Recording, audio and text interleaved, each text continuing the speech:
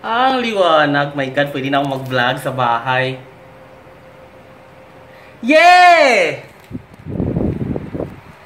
DIY. Okay na.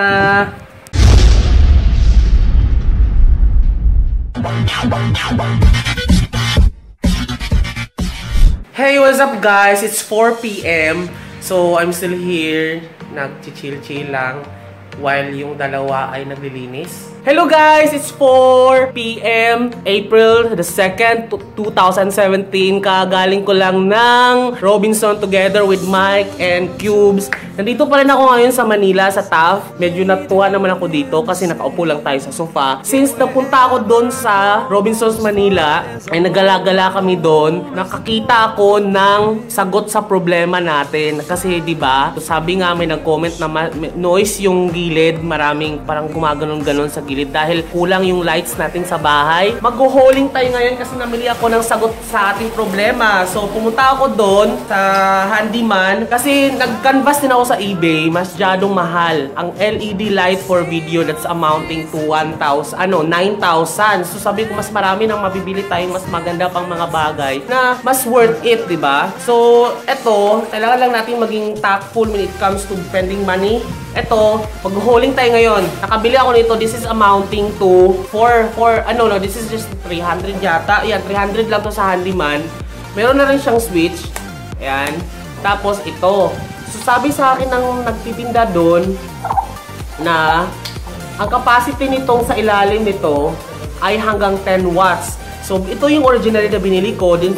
At saka yung 10 watts sa 300 pesos na LED bulb. So kinabit ko siya and then okay, it's good to go na sana. Tapos nung tinry ko siya, nakatutok siyang ganyan. So halimbawa, yan yung camera, tapos nakatutok sa akin to dito. Sobrang sakit sa mata. So, hindi ako makakapag-spend ng mata habang panahon na kinakausap kayo. Kasi sobrang sakit niya sa mata talaga, promise. Habang nag-iikot-ikot, sabi ko, pagtsagaan ko na lang kasi 500 plus bulb and plus this one.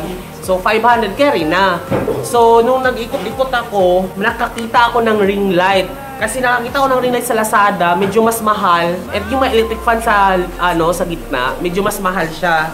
Nakita ko siya, ito yung pinalit ko. Ito yung, di ba po sa mga bahay, parang sa taas, ilalagay siyang ganun, tapos mas maliwanag siya. Ang capacity nito is 20 watts. Yung wattage nito is 20 watts. At nung tinry ko siya, sobrang ganda. Kasi, hindi masakit sa mata kasi hindi siya nakatutok sa iyo eh. Bilog siya eh, di ba? So na-diffuse, may diffuser na rin siyang kasama. So ang kaso nga lang, medyo napamahal ako kasi ang amount nito is 1,000. So ito, binali ko yung bulb, that's 300 yata yung bulb na 10 watts. Pinalitan nito, so nagdagdag na lang ako ng 800. So bali ang total nito, ito 1,000, ito 200, mga nasa 1,300 na rin yung nagastos ko. And ito, 61 pesos. Kasi, pag ikakabit mo to, ganyan, hindi siya aabot. Kasi ito, kasi sabi nung tindero, pwede itong tanggalin. Sabi ko, wag. Kasi pwede pa natin itong gamitin. Kung halimbawa, makabili na talaga ako ng ring light ko talaga or any pang video talaga na light.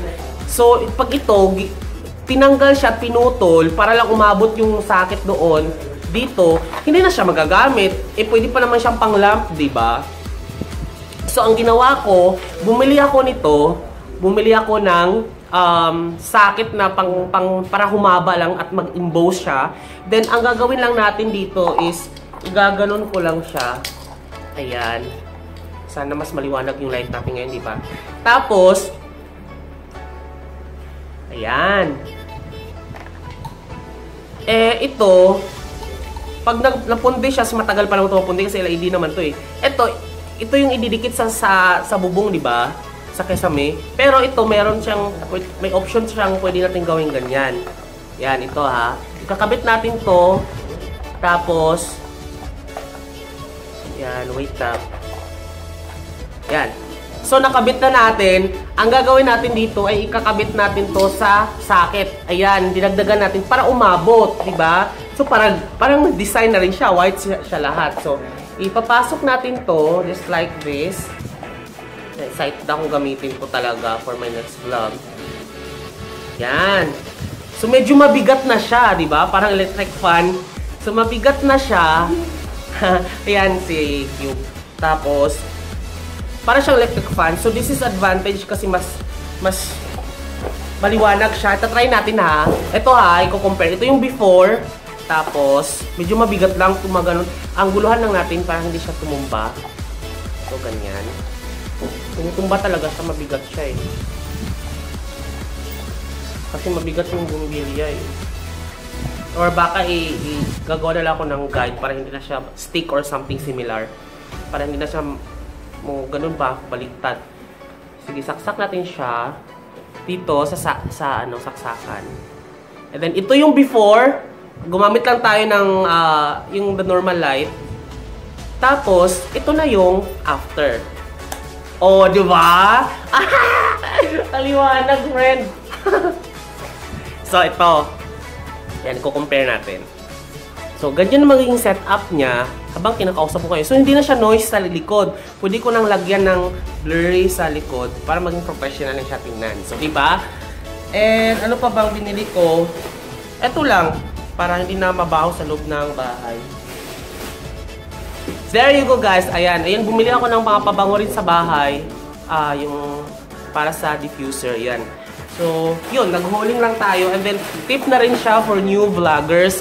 Para hindi na kayo gumastos ng ring light or any mamahaling pang-professional na lights. Ito, pwede na to.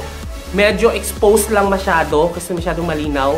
So, ang gagawin lang natin, ilalayo lang natin yung lights like this one.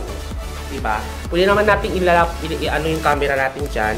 And then ito. So, hindi siya masyadong exposed. Ilalayo mo lang yung yung light na, diba? So, ilalayo lang natin siya ng konti para yung exposure is hindi masyadong kalat. And, magkano lang siya? 1,500 in comparison sa 9,000 na pang professional, diba? Eh,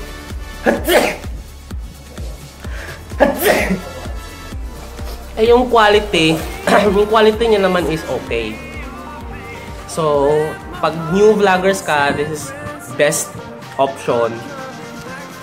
Kasi, hindi ka gagastos ng mas mahal. Alright? So, yun lang muna tayo ngayon. Ayan. Thank you so much for watching, guys. If you have comments about this and i-compare nyo sa mga nakaraan kong video, just put your comments down below. Yan.